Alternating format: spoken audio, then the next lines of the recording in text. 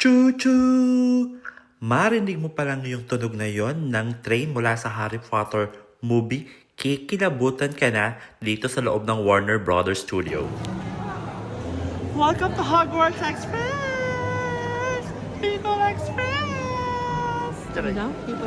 To be honest, isa sa mga highlights ng Harry Potter dito sa Warner Brothers Studio sa UK ay itong 9 3/4 na train station. Yung original na train station na ito, matatagpuan nyo ito doon sa may St. Pancras. Ito yung, kung pupunta kayo ng Edinburgh, Scotland, yung St. Pancras Station, doon yung makikita tong 9 3/4 station na ito. Hahanapin nyo lang siya doon sa loob ng train station mismo going to Edinburgh, Scotland. Kasi nga, nandun siya sa mismong loob. If nasa St. Pancras Station na kayo, meron din doon bilihan ng souvenir shop. No need to go dito sa Warner Brothers Studio Tour sa UK.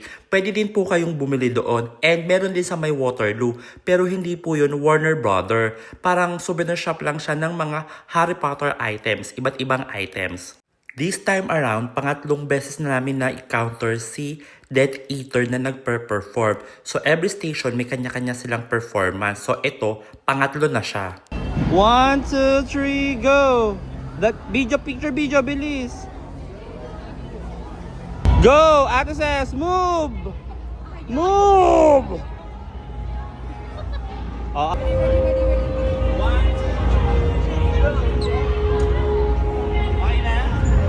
One more. Ready, 1, 2, 3, go.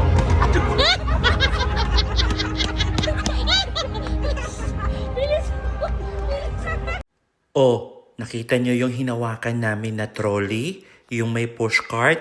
Yun mismo yung hinawakan nila Harry Potter na tumagos sila doon sa part 1 ng Harry Potter.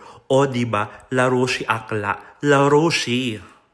Tara, ipapakita ko naman sa inyo yung loob ng carriage or yung bagon na ginamit sa mismong Harry Potter film. So ito mismo yung mga item daw, ito daw yung mga authentic na ginamit sa loob at labas.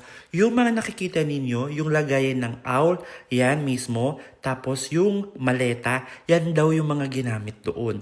Tapos according dito, nandito din yung bagon kung saan naupo sila dun sa Goblet of Fire, yung sa Order of Phoenix, tapos yung sa Half-Blood Prince, nandito din yun per bagon. So lahat na nakikita ninyo, yung mga visual na nandyan, yan yung mga original. Yung mga frame, yung mga upuan, yung mga decors, yung lagayan again ng owl, yung chair, yan daw mismo yun. Yung mga libro.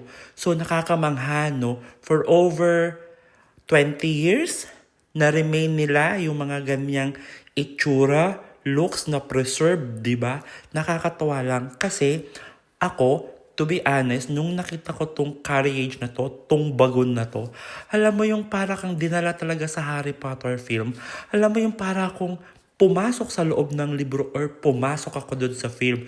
Ganun yung excitementation, ganun yung nararamdaman namin. Ang galing, no? Pagkatapos namin dyan sa carriage na yan, iba talaga yung pakiramdam. Iba talaga yung feeling.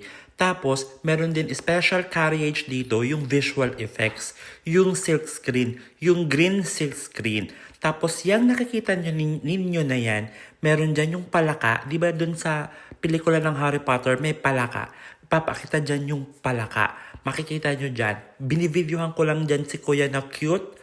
Kasi nga, cute siya. Ayan, o, di ba? May palaka dyan, o, yun. Ganyan yung nasa movie. So, the rest, i-enjoy nyo po yung Harry Potter series natin. Part 4 na po ito.